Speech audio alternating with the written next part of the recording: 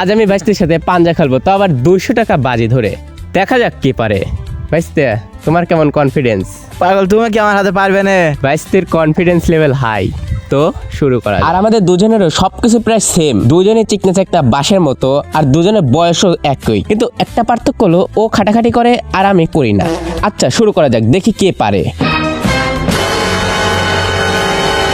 ভাইস্তে অনেক সহজেই পেয়ে গেল, একটু চেষ্টা করছিলাম কিন্তু কাজ হয় নাই। এখন দ্বিতীয় রাউন্ড, 2 নাম্বার রাউন্ডে আমিও কোনো সুযোগ না দিয়ে সহজের পারি নামাই দিছিলাম। এখন পালা ফাইনাল রাউন্ডের, দেখা যাক কে পারে। আপনারা কমেন্টে জানান দেখি কারটা ঠিক হয়।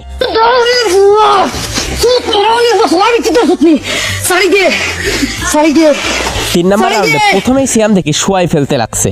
আমি একটু জোর লাগাতেই তুলতে পারছি, কিন্তু এমন করে শুয়ে পড়ে লাগছে ভাইরে ভাই, আমার দম বাইর করে দিছিল।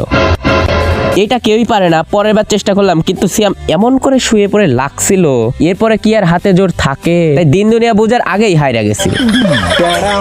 এসব দেখে নীলয় আসছে খেলতে, ওদের খেলাও সমান্তর হয়েছে, কিন্তু শেষমেশ নীলয় পারছে। আর অফ ক্যামেরায় কিন্তু 4-5 বার খাইছে, এইটা আর দেখাইলাম না।